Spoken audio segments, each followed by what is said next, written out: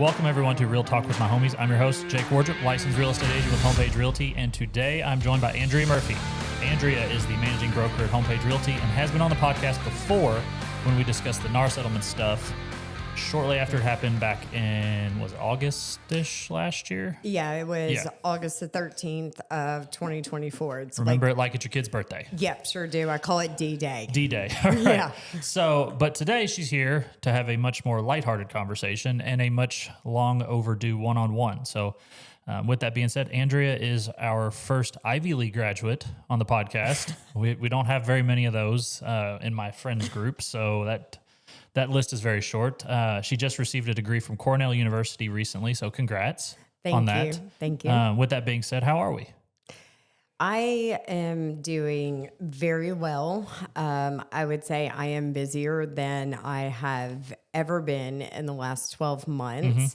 And having a passion for what I do, even though I am working 12-hour days, I am loving it. Yeah, I saw just recently you got back off the saddle out of the office and back into the field. Yes. So a nice change of pace for you, I'm sure. Yeah, it's what I like to call being in the arena. You're no longer Caesar. You're actually on the battlefield with us. Yes. And, you know, I love being in the battlefield because that is where you learn and that is where you really get to see what happens. Yeah, I think it's kind of one of those things where a lot of things have changed, not since the last time you did it, but a lot of things can change in a very short period of time with how we function as an industry. Yes. And it's one thing to hear about it secondhand from us, but then you're like, dang, that really is going on. It's happening to me right now. And I think one of those things we're going to talk about a little later, which is affordability, but that's one of those things that's very prevalent right now for a lot of first-time home buyers. You know, it is. I agree with you. I met with some first-time home buyers last night, and their affordability and going through their finances is by now being the person in the arena and not the person sitting behind the desk, I have a new, I get it. I see what agents are going through, which equips me to better handle and provide guidance. Yeah. So with that being said, we are going to do America's new favorite segment, which is things that annoy Jake more than they should.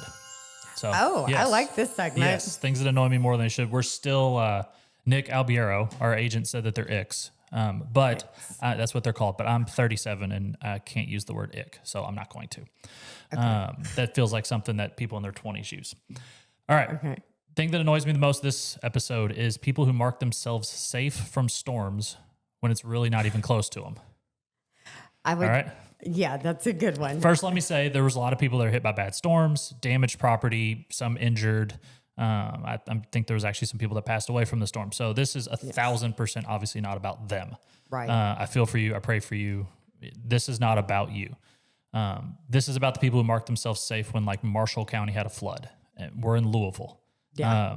Nothing screams look at me more than someone who's sipping iced coffee on their back patio and marking themselves safe like they just survived Twister 2. Oh, I see. Yes. So those are the people that annoy me. Is it's not close to you. You had a couple plastic pieces of furniture tip over, but 4 counties over, there's a guy that's got a trampoline on his roof. Right. Like that's a real problem. You had a $20 chair from Home Depot fall over. We'll be okay. Like just have some self-awareness. Mark yourself safe when you're actually in the line of a storm and safe. Otherwise, it's the boy who cried no Wi-Fi.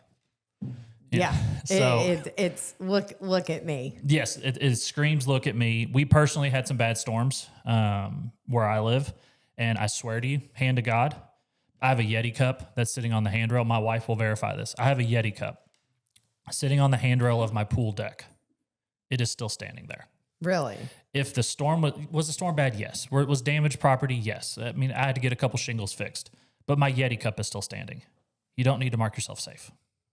Well, it's a good thing that you did mark yourself safe. I did not. No, my Yeti cup is still safe too. It's still sitting there, still thriving. So, any thoughts on that? That is threw a curveball at you there. Yeah, you did. So there's a trend on social media right now to upload your picture into Chat GPT and for it to turn you into a, like an action figure Oh, yeah. or Absolutely. put yourself like in a box. Yep. And I've seen a lot of real estate agents doing that. I saw one agent who marked themselves safe Oh, nice. from doing that. And I was like, oh, I like Full that. circle. There we go. Yes. Brought it full circle. Yes. Did you do the action figure for yourself? So, yes, I did the action figure. I never posted it. What was on your action figure? Oh, well, let's see. Of course, a laptop. Yep. A coffee cup. Yep. That there were multiple coffee cups. Oh, Yes. Actually, this entire thermos is not water. Oh. This is all coffee. So that is it's a my, lot of caffeine. yeah, it's like got to keep going. Other things that were on it are personal things I'm into that bring me joy. So like my house plants, doing yoga when I find the time. But the AI just didn't really seem to grasp like who I was, and I didn't like the picture that it put out. So I have like 10 of them. Yeah. I just never posted them because by that time everyone else was doing it, and I never want to be like everybody else. My action figure looked like a combination of David Cook, the actor, if you know who that is, Yes, I do. and Paul Giamatti. Okay. It was a combination of both of them, which I was, did see yours. I thought yours was excellent because yours took a different spin to it where you looked like an action figure and not a person in a box. Yeah. But did I do the trend? Yeah, I spent like 4 hours on a Saturday doing it. Like I think I spent a grand total of like 45 seconds. yeah, like a complete waste of my time. But like the prompt actually includes adding something like a coffee cup. And I was like, well, I drink coffee, but not that often. I'm more of an energy drink person. So I was like, put a white Monster in there because that's what I drink all the time. Yeah. And ironically, not drinking one today. But I'm like, where is we it? stopped for 7 Brew. We're not sponsored by them yet. But if I drink it enough times on the podcast, maybe I'll get a sponsorship from them. Oh, I'm sure they're going to call. Maybe one day. All right. At Cardinal Moving, a local moving company since 2014 with over 3,000 people, 3,000 Google reviews. They specialize in making your move as smooth and stress-free as possible. Their team of clean-cut and professional movers is dedicated to handling your belongings with the utmost care and efficiency. Visit their website at cardinalmoving.com or give them a call at 502-599-2661. Get a free quote. I've got a client that is using them on Tuesday, so definitely tell them I sent you. Please and thank you. I'd like to add to that. Go for it. Because I also recommend Cardinal Moving. Cardinal Moving has personally used, like I have used them to move me like 3 times in the Louisville area. So I am a big champion and an advocate for Cardinal Moving. So absolutely give them a call. Yes, I'm a big advocate for just paying professionals to move you as well. I'm 37. I do not want to move. I do not want to ask my friends to help me move and then give them pizza and beer.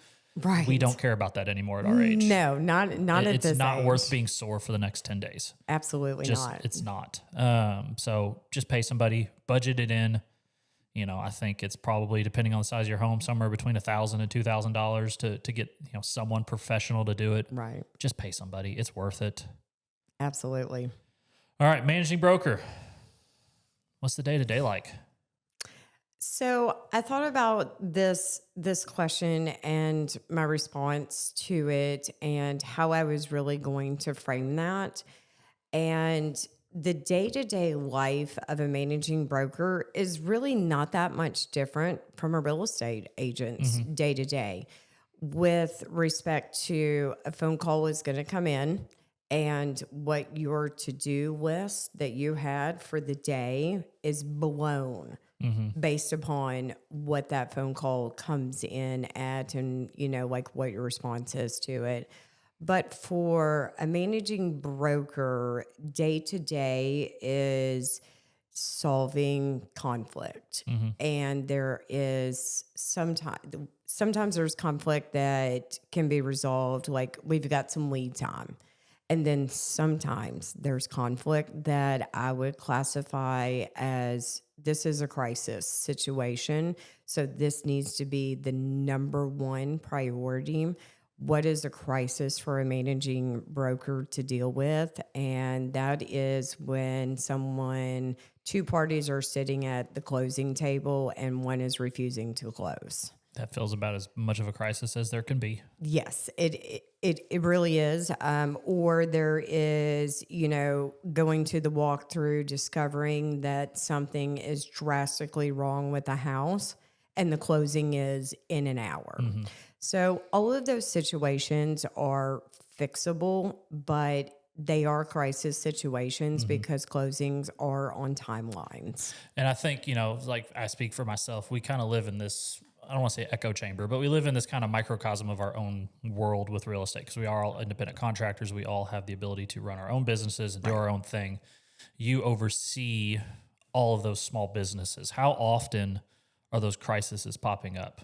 Because like I don't really ever have any crises. Knock on wood. I don't have any that have really needed your attention in the moment. I need Andrea to drop everything she's doing, grab her guns, and let's go. Right. Like how often is it? Once a week, twice a week, once a day? Like how often is a crisis popping up that you are like, shoot, my day is shot. This is now A1 priority. Twice a week. Twice a week. Twice a week for sure. Is it the usual suspects? You don't have to name names, but is it? Are there certain agents that are more susceptible? Like what causes, again, not calling anybody out, but what makes someone maybe more susceptible to these crisis type situations? Is it the price point? Is it the state? No. I mean, is it more common in Indiana than Kentucky? No, it is the person that is dealing with the crisis. Because when something happens that is a perceived problem, a perceived crisis, what happens in our bodies is our amygdala takes over. It's our stress response. You're getting Ivy League on us now. Well, yeah. So your amygdala takes over, and now your stress response is fight or flight. And what you have now lost in that moment is your ability to use your prefrontal cortex of your brain, which is used for critical thinking. Yeah. So you have lost all control of the situation. You are operating with nothing but fight or flight. Is that, again, not to get too nerdy on a real estate podcast, but is that kind of where like the panic attacks for people would set in? Like that's the step one of a panic attack is getting to that. Yeah, that is step one. And you are never going to be able to resolve conflict when parties are in that mode, that fight or flight mode. We need the level of, we need the tone to come down. Everyone's blood pressure is up. Everyone's upset. And it generally starts out with someone is perceived to have been done wrong. Yeah. They've received a threat, whether it's psychological or physical, or they've, been insulted. And you cannot resolve a conflict or really win an argument when both parties are in that mental space. So it's kind of like being in the boxing ring. You go at it, and then we need everybody to go to their corners, take a deep breath, bring the temperature down, take a step back, and then we can re-engage our prefrontal cortex that we use for critical thinking. Bring reason back into the conversation. Yes, bring reason back into the conversation. And 9 times out of 10, the difference 24 hours makes is huge. So if an agent is calling me with a problem and closing is 4 days away, like I got an email at 11 o'clock last night, the closing is next week, we have time to resolve that. However, if it's right before closing, then that's when it gets really, really tricky. Yeah. To get it resolved. because Gotcha. everybody's angry. Oh, absolutely. And everyone's high strung. Even even titles stressing out at this point because like, are we going to actually close this out? Like, or is it going to Right. be a partial sign? What are we, there's so many moving parts at the 11th hour Yes. as it is in a normal transaction. Hmm. Then you throw chaos and crisis into it Right. and it's just the whole thing blows up. So And then the logistics are shot. absolutely. And then that's when I get the phone call of, oh shit, I need Andrea. Yes. The buyers are not here to sign. The sellers never showed up, something Right. along those lines. So, Yep, you got it. all right. You came to Louisville without really having a network. I think that's safe to say, right? Oh, I've heard you yeah. talk about it before. So I'm not, Yes. we're not breaking any rules or releasing anything No, that's not at new. all. You didn't really have a network. But since then, you have sold a significant amount of real estate. I think that is also fair to say. Well, yes. How did you start? Like, where did you begin? I think this would be a good question for like new agents that maybe relocated. Where do you start? What did you do? So I started my real estate career in Evansville, Indiana, where the only person I knew was my real estate agent and my family. And neither one of them were buying a house from me.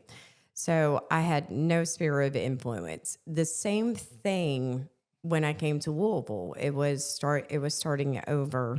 And Jake, I think you and I have probably known each other long enough. And if anyone has seen my videos on my social media, I am just incredibly authentic to who I am and relatable. I'm also not afraid to talk to anyone and everyone. So it's about building relationships. You're probably going to hear me say that this business is a relationship. The real estate business is a relationship business. So for me, it was about building relationships, providing value. But beyond that, open houses were really where I shined at.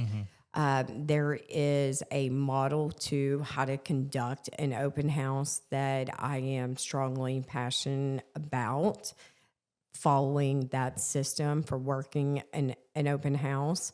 And then I am also a big component of people don't buy what you do. People buy why you do it. And Yeah. if you can convey that in, let's call it a 30-second elevator pitch, that is where people really connect with you. When you can communicate from the inside out, be authentic, share your story. And I would say that is what has made me successful in any market that you go to. Yeah. What would you say, piggyback off of that, what would you say is the first 1 to 3 things that a new agent should do if they find themselves in a new market? If you had to summarize everything you just said, Sure. and maybe add a little bit more, what are one or 3 things that someone should do? So, step one, and I received this advice from the very first managing broker I ever had. Number one, treat it like a job. You need to come into the office every single day because there are conversations that are taking place in the office where you have an opportunity to learn what agents are talking about, what they're going through. So, treat it like a job. If you're sitting at home on the couch thinking you're going to sell real estate, probably not going to happen. So, step one is come into the office. Step two is to define no more than 5 lead sources that you're willing to work. If you're trying to work 10 different lead sources, you're going to get overwhelmed. You're going to drop the ball. Focus on the small things. Focus on the things that you are good at. Take a personality test. Figure out who you are and how you communicate and how you are most comfortable generating leads, because that is the fastest way to generate leads in a way that feels comfortable to you. And then number 3, follow the tools and the systems. Put those in place. Time block your day. Do the things that you say that you're going to do. Not even if they're at the time you say that you're going to do it. circle back and do it because consistency is absolutely key. Yeah, I would say so. I made the move from part time to full time in August of 22. So I was a part time Hmm. agent, just, sold friends and family and started to show to myself, started believing that I could do this full time and fully depend on it. Hmm. And I still remember that first day of I no longer have a 9 to 5. I've had a 9 to 5 since I was 22 years old, Hmm. some sort of 9 to 5. And the day one was just so almost surreal. It Yeah, was it was like I didn't have any.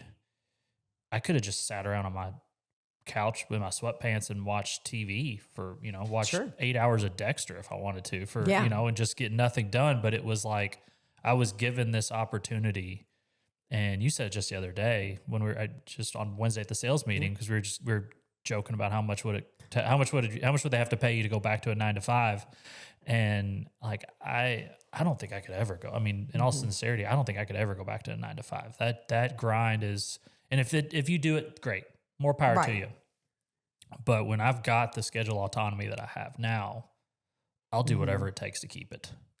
Yeah, I think that kind of comes back to because I've really been on both sides of the fence. I've had the 9 to 5 because at the time I was a single mother and I needed the security Yeah. of that. Paycheck every 2 weeks, Ye- benefits. Yeah. Yeah, absolutely. I needed to make sure I could put food on the table, Hmm. pay the mortgage, pay the rent, and the 9 to 5 at that time in my life was exactly what I needed because I was unwilling to take the risk Hmm. of dropping the 9 to 5.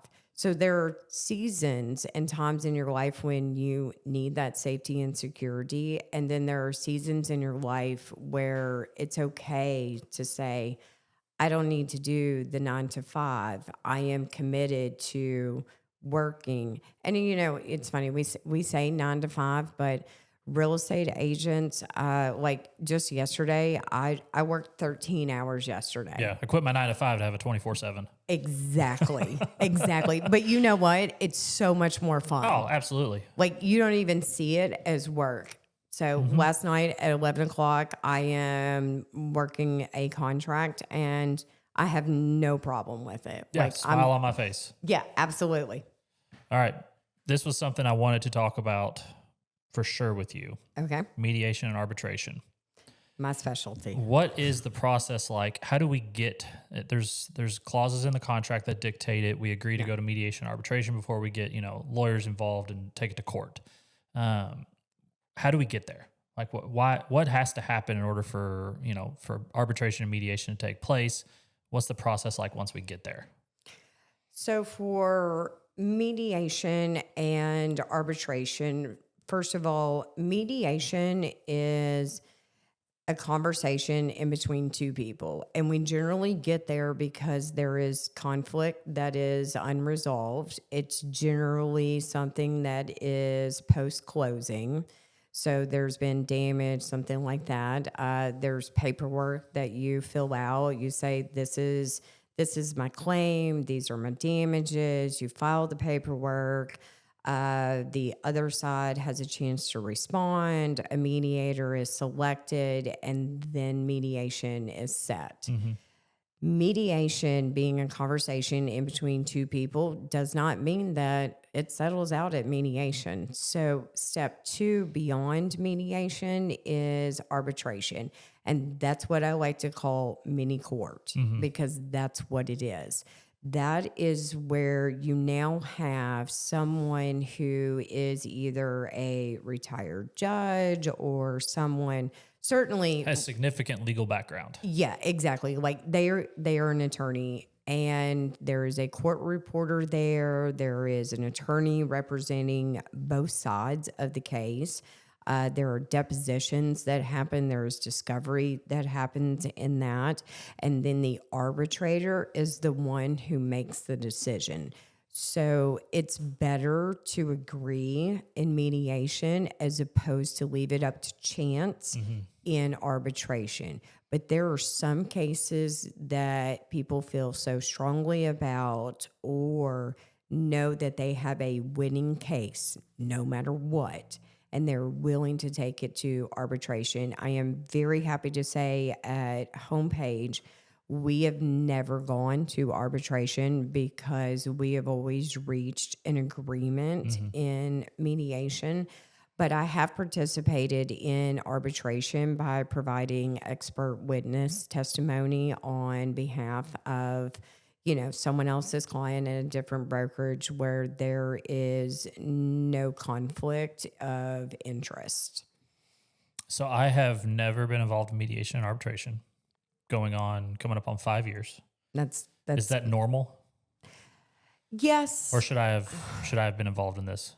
No, not necessarily. I always say if you're going to be in this business long enough, it's inevitable that something is going to happen because let's face it, anyone can sue anyone for anything. Yep, absolutely. So you can do everything right. Your client can do everything right, but that doesn't mean that something is not going to show up post closing. Oh, absolutely. So it happens.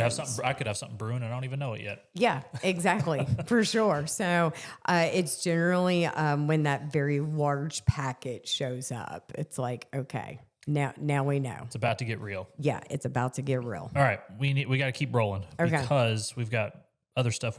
This is something we absolutely have to talk about, which is one of the big reasons why I wanted you on here. Okay. Affordability. Okay. Their housing price. I think we can both agree housing prices are probably not going to go down anytime soon, if ever. Yeah, no.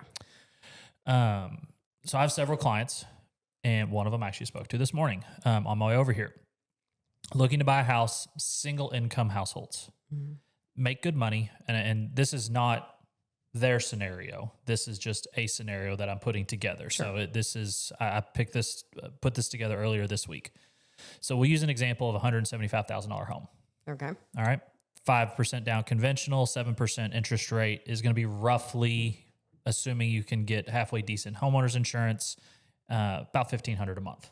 Okay. That's what, thanks, Paul. Thank you, Paul. Paul Knopp, Interlink mortgage calculator. Use it on there. Shout out, Paul. Oh, there you go. Yeah. That's perfect. Free plug, Paul. Yeah. You've got a great app with a very easy to use calculator. Excellent. All right. So if that single income earner makes around $60,000 a year, I think that's a good average salary for somebody to have. You're looking at about $3,500 a month after taxes. That leaves only $2,000 a month for everything. If you have a car payment, if you have insurance, if you have health insurance, if you have a child, now you have daycare. Right. If you've got multiple children, now you have multiple daycares. You've got food, gas, fun, savings. What happens if your furnace craps out? What happens if we got to get a new water heater or a new roof? So your emergency fund, all of that stuff has to come out of that $2,000 every month. Can it be done? Absolutely. There are people that do this, but how? How are we supposed to, and not we, because I'm not in this category, but how is someone in that bucket and they don't want to buy a house let's try to navigate the fair housing waters here, in a nicer or more desirable part of town to them? I think I worded that perfectly there. Yeah, I would agree with that. You're safe there. Yes. How do we find them a house that they want in their area of desired areas if the affordability is not there? Like what can we do? I mean, obviously there's not much we can do, but like how does this problem get fixed? Or is someone like this just SOL and they're going to be renters for the rest of their life? So I would say my first response to that is you're never going to be SOL. If you want to buy a house, real estate agents like yourself will get it done. I was being a little extreme with the SOL. Right. I hear you. And I also have a client who is a first-time home buyer, and the scenario that you just set up, our constraints are even smaller than that. The first thing that I would do is I would start looking at new construction homes because let's face it, they probably don't have the money to put into a fixer upper. They need something that is move-in ready. New construction builders offer incentives for closing costs. Some incredible incentives. Right. So instead of using those incentives for the closing cost, what I would do is I would use those funds to buy down the interest points so that your monthly mortgage payment is cheaper. So also, if they're a first-time home buyer, generally people that fall in this category are a first-time home buyer. Our state of Kentucky, and I'm also licensed in Indiana, offer first-time home buyer programs because our legislators realize that there is a housing crisis with affordability. So they have passed legislation that enables these homeowners to receive grants that are either A, forgivable, or B, you pay back when you sell the house 6 to 10 years later. And by that time, you've built up the equity.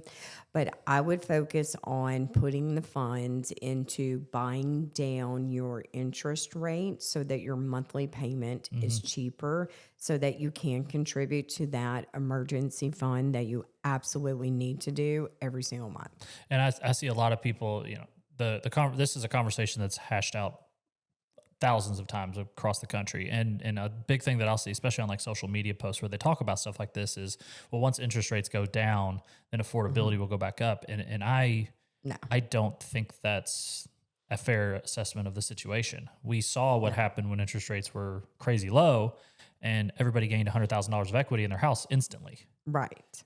People aren't just going to start, oh, well, interest rate, I could sell it for 400, but I'll sell it for 325 because I want to. Yeah, nobody's doing that. Nobody. I'm selling it for every freaking penny I can get. Yeah. And maybe I'll take $5,000 to $10,000 less if it means I don't have to do an inspection, or if I can get delayed possession, or some other random term that works for them.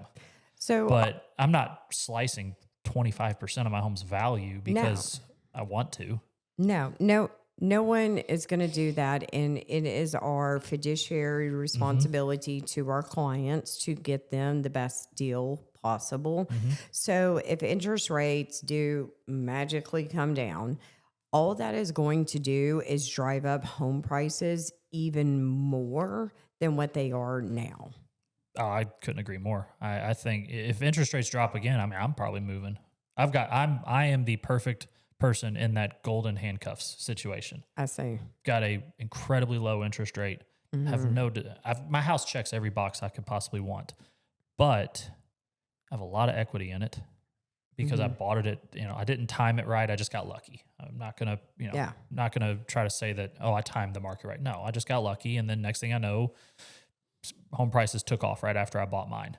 But I want some land. If rates drop in the next 2 years, Crystal, we're out. I see. We're rolling. Yeah. Like we're getting some land, we're doing our thing, but like, so the situation that you have just set up is a lot of people bought when interest rates were at 2 and 3%. Yep. And for the last 10 years, we have had a housing shortage. Correct. So now when you couple that with someone who has a low interest rate, there's no way they're going to sell their house. So now inventory has come down even more than what it used to be, like back in 2020, maybe let's call it the unicorn years. And then that drives up the multiple offer situations. Yeah. That we find ourselves in still today. The good ones still go very fast. Yeah, absolutely. The ones that maybe are priced 5% below market value to drive in the traffic in the eyeballs. There's certain zip codes and certain price points that if you you can get it sold before you hammer the sign in the yard. Other price points, other zip codes, even though it's a great house, great area, the buyer pool is just a little smaller. And it's going to take some time. I think that's why you see even today, the average days on market is 60 days in GLAR. Yeah, that is for GLAR. So, and that Not that for homepage though. Correct. Not for homepage, but just speaking about the Louisville market as a whole, you're looking at 60 days. And that's got a lot of really good houses in it that are included in those 60 Yes. days. Um, So I am a big fan of price the house under mhm. market value. That takes a lot of faith from a client. It You really, have to really instill a lot of confidence in that client that this plan will work. yes. Yes. So I am going through that right now with clients. We know that their house could sell for $25,000 more than what I put it on the market for. Mm-hmm. They had enough faith in me and enough confidence in me to follow my pricing strategy. And we put it on the market for $20,000 less than what the property is worth. Mm-hmm. This has created a multiple offer situation, and our fiduciary responsibility is to get the best deal for our seller, Mm-hmm. right? This has set up a situation where the seller is now able to pick out of the multiple offers what they want to do. So I'm talking selling it for as is. They're doing no repairs, an appraisal gap being built in, Mm-hmm. closing when they want to close. The worst thing that you can do is put an overpriced listing on the market because it is inevitably going to cost your client more money than if you would have priced it low. Mm-hmm. Yeah, I've seen both sides of that coin. I think I can say with confidence though that if a client is dead set on selling for a certain price, up to a certain margin, Sure. I'm not going to lose a listing over. Right. If I think it should sell for 350 Right. and they want to sell it for 400, we'll have a conversation. That might be where I kind of draw the line. But Okay. if they want to sell for 375, absolutely. And when I say they want to, Yeah. it's every seller has a dollar amount in their mind. Even the Of one that course. says, well, first question, how much do you have an idea of what you want to get for it? No, not at all. Then the moment you say a price, they're like, well, actually, I think we can get more. It's like, Oh, okay, of course. well, so you Yeah. did have, you did have a Yeah. number in your mind. You just wanted me to speak first. Right. But I'm not going to lose a listing over 25,000, but it'll come with a very, very clear caveat of let's try it your way.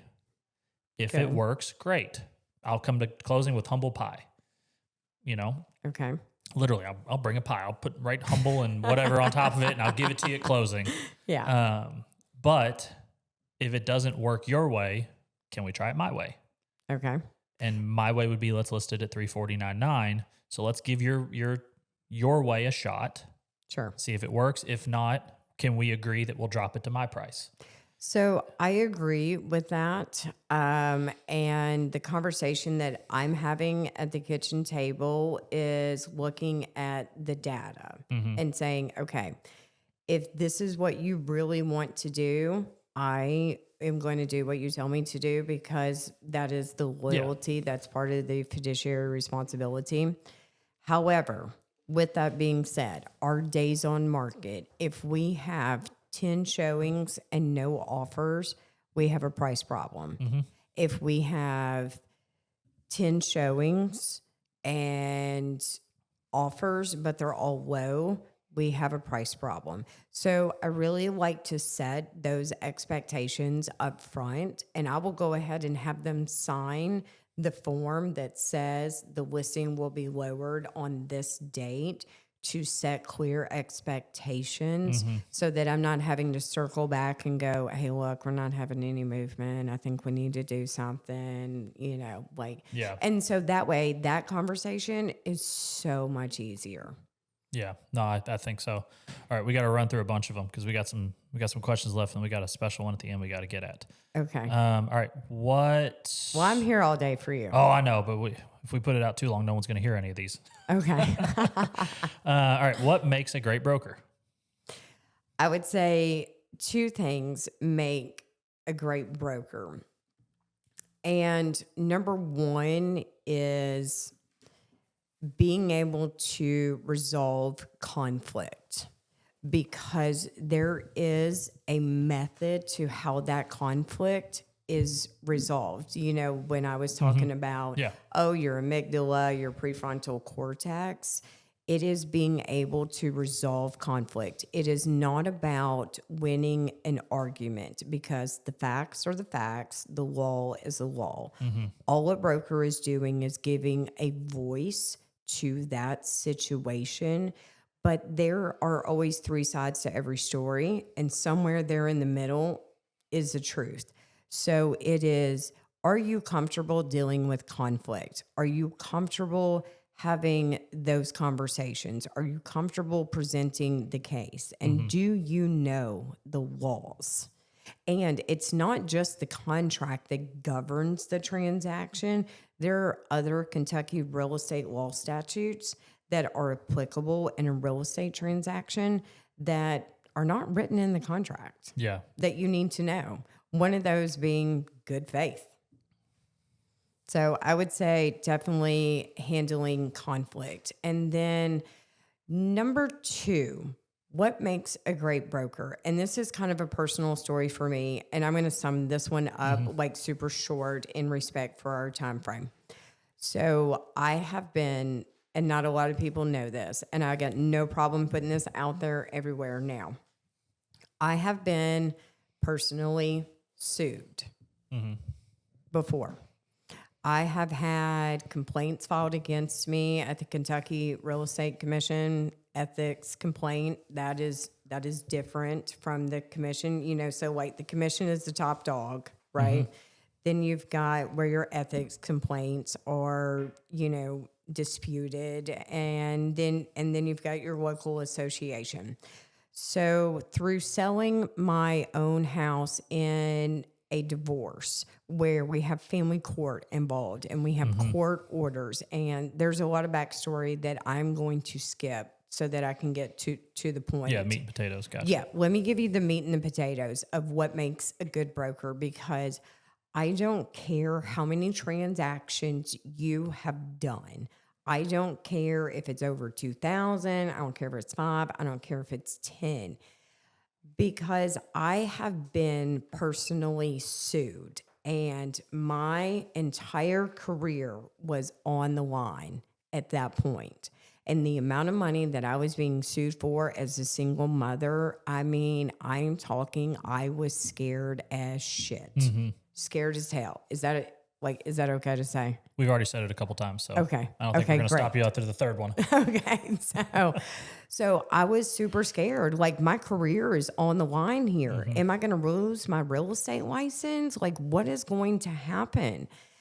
And feeling that moment and understanding and being empathetic, because I have been in the agent's shoes of what that feels like, and it is scary because you think you've done something wrong when 9 times out of 10 you haven't.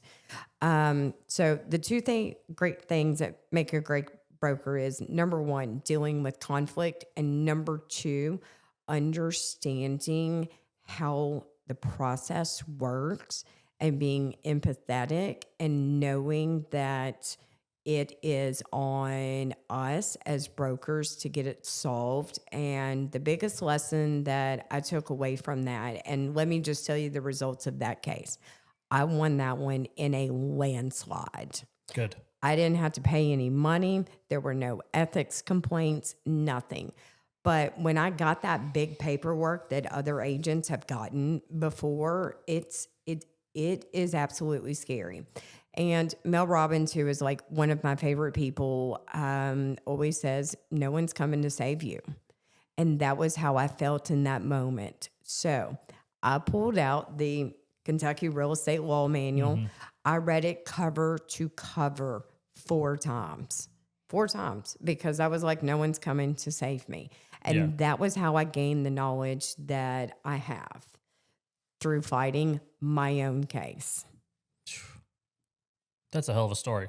Yeah. Well, and there's like a lot more. There's a lot of other chapters that you probably skipped. Yeah, absolutely. So empathetic, understanding how the system works. And I saw a video that someone made that said a great broker is someone who has done X number of transactions. Well, until you have been in the thick of it, until you have been the man in the arena dealing with litigation issues, I don't think you fully get it.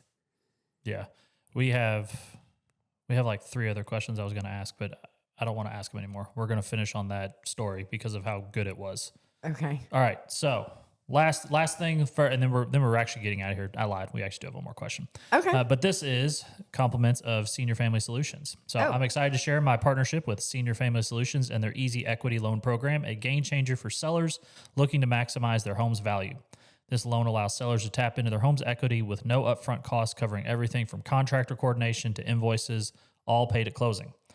Whether you're downsizing, upgrading, or simply preparing your home for top dollar, this program makes renovations seamless and stress-free. If you're ready to take advantage of this opportunity, give me a call directly or visit seniorfamilysolutions.com to get started. With that being said, the Senior Family Solutions and their Easy Equity Loan Program question is a question from our last guest, which is either going to be great or terrible, is who will be the best quarterback in 2025? Okay, so I can answer this one. I can. I'm going with Cam Brown. Cam Brown. All right. See, did you, are you surprised I even knew that name? Are you talking about Cam Ward? Yes, sorry, never mind. I know somebody named Cam Brown. Shout out Cam. Cam just got yeah, he did. Tag Cam in this. Yeah, somebody tag Cam. All right, so yes, Cam Ward. Cam Ward, perfect. So the Titans, number 1 Yep. pick last night. Yep. Nashville is my hometown. There you go. So super excited to see them get Cam Ward, not Cam Brown. Are you licensed in Tennessee? Not today. Not today. Well, you may want to, if you do get licensed, you may want to, I love him, but you may want to maybe start a little drip campaign for Will Levis. I think his time in Nashville might be over.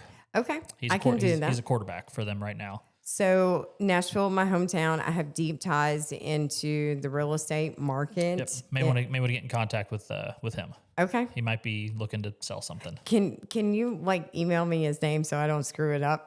Yes, I absolutely can. All right. You now have to come up with a question for the next guest. You don't know who they are. You don't know what they do. They may not even be a realtor. Okay. So you have to come up with a question for them. On the spot. On the spot. On a question for the next person to answer. Correct. What was their biggest failure? Perfect. Andrea, anything you want to plug before we get out of here? No, I don't think so. I appreciate you having me on here. I would say a plug. Yeah, I do. Plug away. You know what? I do have a plug. Sorry to be go off, Queen. Yeah, let me do this. So if you are looking for a broker to work with, someone at a brokerage, you're trying to decide what brokerage you want to work with, you need to be talking to that broker and you need to be asking them very specific questions about how do you handle these situations? What is your availability? How are you going to help me grow my business? So asking those questions when you are talking to brokers is extremely important. And the last question I highly recommend that an agent ask a broker is, what is your why? Let's end on that. What is your why? Andrea, it's been awesome. Long overdue, like I said at the beginning. Thank you. Of course, I'm happy to do it. And we will see you next time. Like, subscribe, comment, all that stuff that you're supposed to say at the end of podcasts. Yeah. Link is in the comments. Yeah, link in the bio.